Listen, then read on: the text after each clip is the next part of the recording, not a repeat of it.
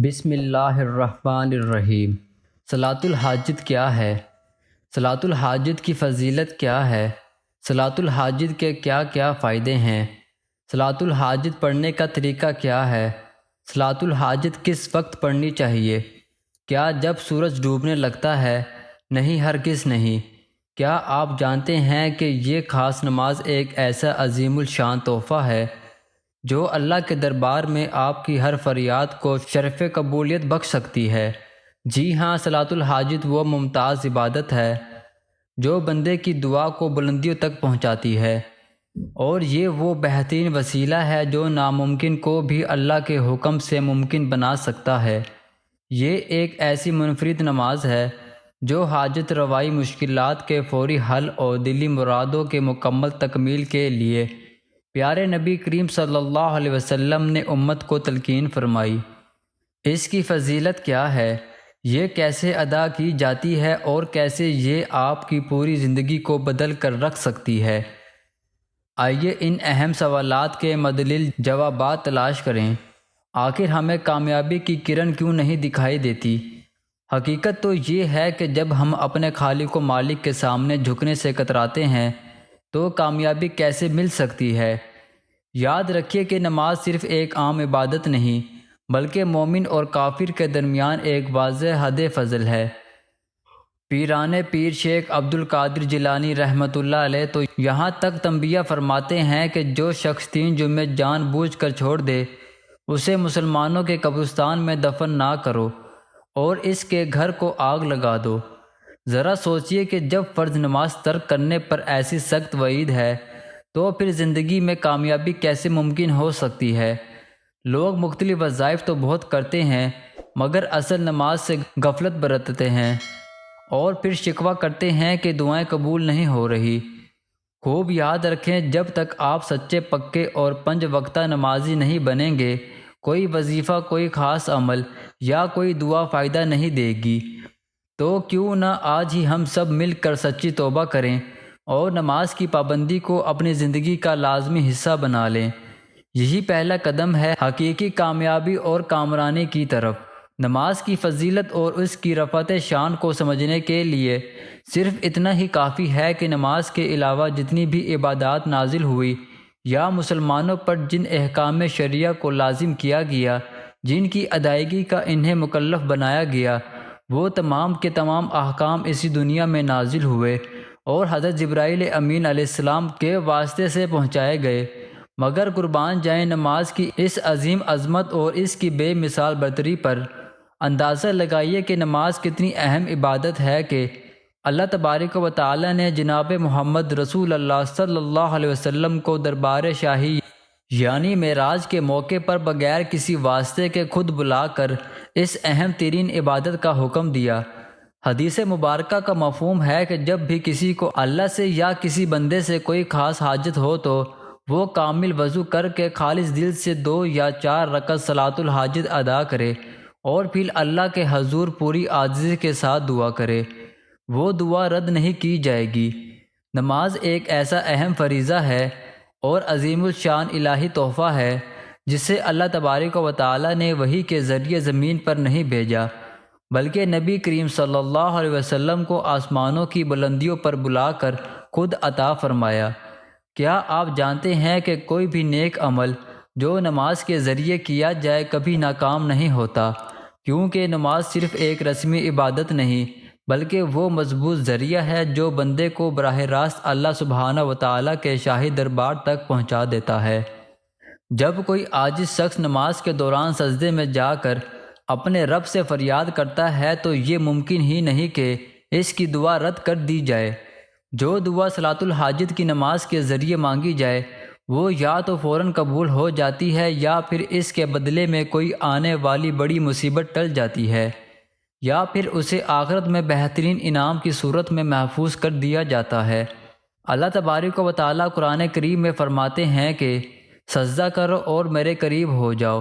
جب بندہ نماز کے ذریعے کوئی وظیفہ یا عمل کرتا ہے تو اللہ تبارک و تعالیٰ اس سے بے حد راضی ہو جاتا ہے، اور جب رب راضی ہو جائے تو دنیا کی کوئی طاقت اس کی کامیابی کے راستے کو روک نہیں سکتی۔ بس بنیادی شرط یہی ہے کہ سچے دل اور کامل یقین سے اس کو انجام دیں۔ آپ اکثر کسی کام کو پورا کرنے کی جی توڑ کوشش کرتے ہیں، مگر آخری لمحے میں وہ کام بگڑ جاتا ہے۔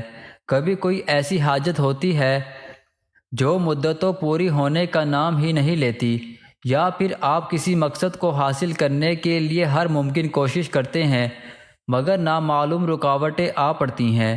جب دنیا کے سارے ظاہری دروازے بند نظر آئیں اور جب ہر کوشش ناکام ہوتی دکھائی دے، تب صرف اور صرف ایک ہی دروازہ ہمیشہ کھلا رہتا ہے، اور وہ ہے اللہ تعالیٰ کا دروازہ۔ بس اس دروازے پر خالص دل سے 2 یا 4 رکعت صلاۃ الحاجت ادا کریں، اور پھر اللہ کے حضور انتہا کی عاجزی کے ساتھ دعا کریں۔ وہ دعا کبھی رد نہیں کی جائے گی۔ یہ نماز اللہ تعالیٰ سے اپنے بڑے سے بڑے مقصد کو حاصل کرنے کا ایک بہترین روحانی وسیلہ ہے۔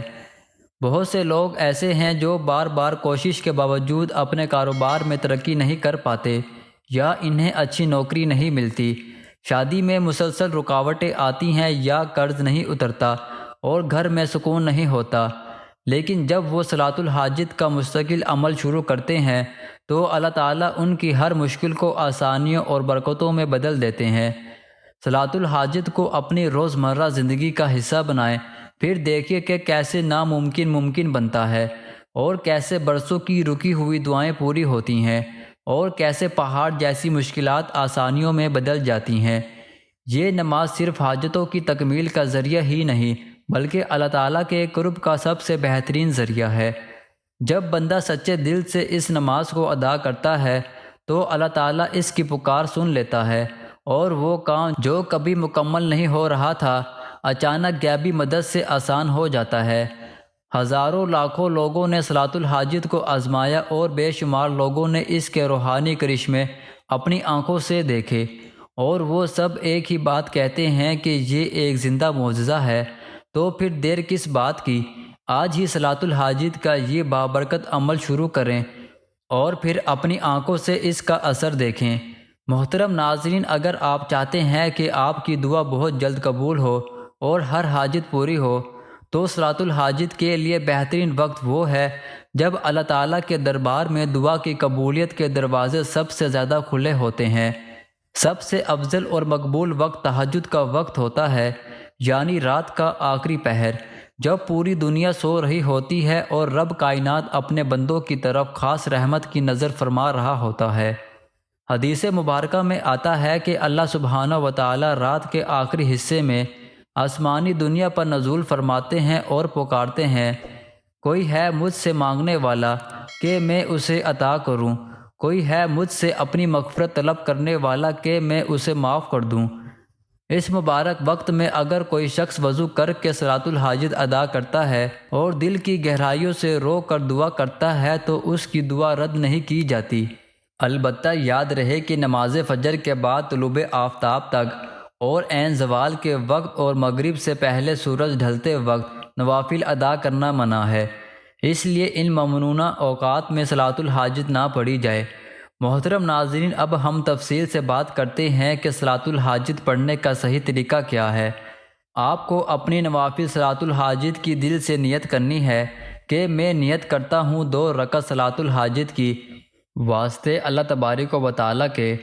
کعبہ کعبہ شریف کی طرف اللہ اکبر کہہ کر ہاتھ باندھ لیں۔ اس طرح آپ اپنی نیت کر لیں۔ آپ کو پہلی رکعت میں سورہ فاتحہ یعنی الحمدللہ پڑھ لینے کے بعد 50 مرتبہ سورہ اخلاص قل ھو اللہ احد پڑھ لینی ہے، اور پھر معمول کے مطابق رکوع اور سجدہ کرنا ہے۔ اب آپ کو ہر سجدے میں سجدے کی تسبیح سبحان ربی الاعلیٰ 3 مرتبہ پڑھ لینے کے بعد قرآن پاک کی سب سے مشہور اور طاقتور آیت کریمہ لا الہ الا انت سبحانک انی کنت من الظالمین کو 50 مرتبہ پڑھ لینا ہے، اور پھر دوسری رکعت کے لیے کھڑے ہو جانا ہے۔ اب دوسری رکعت میں بھی آپ کو پہلی رکعت ہی کی طرح سورۃ فاتحہ کے بعد 50 مرتبہ سورۃ اخلاص پڑھ لینی ہے، اور پھر دوسری رکعت کے دونوں سجدوں میں سبحان ربی الاعلیٰ 3 مرتبہ پڑھ لینے کے بعد دوبارہ آیت کریمہ لا الہ الا انت سبحانک انی کنت من الظالمین کو 50 مرتبہ پڑھ لینا ہے۔ یعنی اس مقصود نماز کو کل ملا کر آپ 100 مرتبہ سورہ اخلاص پڑھی جائے گی اور 160 مرتبہ آیت کریمہ لا الہ الا انت سبحانک انی کنت من الظالمین پڑھی جائے گی۔ جب آپ صلاۃ الحاجت کی 2 رکعتیں مکمل کر چکیں تو یہی وہ خاص لمحہ ہوتا ہے جب اللہ تبارک و تعالیٰ کے دربار میں اپنی اصل حاجت پیش کرنی ہے۔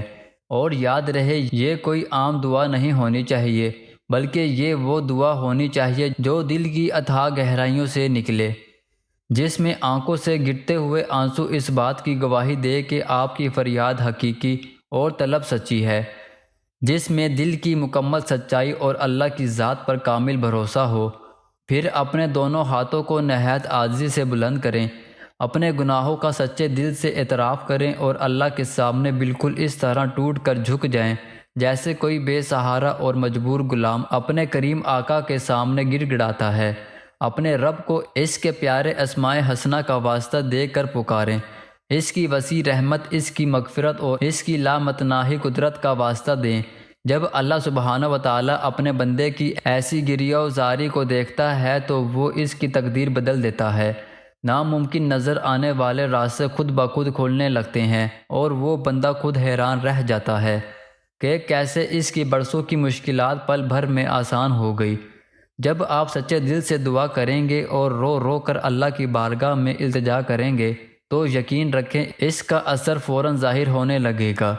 شاید اسی لمحے آپ کو دل کی گہرائیوں میں ایک عجیب سکون محسوس ہو، شاید کسی ایسے غیبی ذریعے سے مدد آئے جہاں سے آپ کو کبھی توقع اور امید نہ تھی، شاید آپ کی مشکلات دھیرے دھیرے خود ہی ختم ہونے لگیں اور وہ کام جو بار بار رکاوٹ کا شکار ہو رہا تھا اچانک اللہ تبارک و تعالیٰ کے فضل سے آسانی سے ہو جائے۔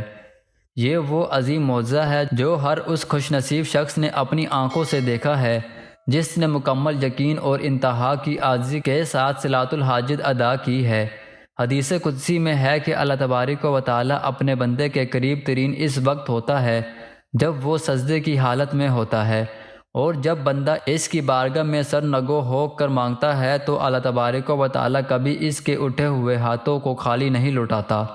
آپ بس ایک بار پورے یقین کے ساتھ آزما کر دیکھیں، اپنی تمام مشکلات اور پریشانیوں کو اللہ کے حوالے کر دیں اور اپنی دعاؤں کو نماز کے پاکیزہ وسیلے سے اللہ تک پہنچائیں۔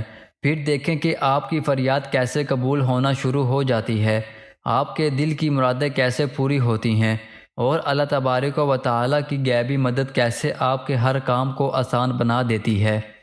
اللہ تبارک و تعالیٰ ہم سب کو دین کی صحیح سمجھ اور عمل کی توفیق عطا فرمائے، آمین یا رب العالمین۔ محترم ناظرین، کمنٹ باکس میں اللہ تبارک و تعالیٰ کے 99 مبارک ناموں میں سے کوئی ایک نام عقیدت سے ضرور ٹائپ کریں۔ اگر ویڈیو اچھی لگی ہو تو اسے لائک کریں، صدقہ جاریہ سمجھ کر شیئر کریں اور مزید ایسی ویڈیوز کے لیے چینل کو سبسکرائب کریں۔ اگلی ویڈیو تک کے لیے ہمیں اجازت دیجیے۔ اللہ تبارک و تعالیٰ آپ کا حامی و ناصر ہو۔ اللہ حافظ۔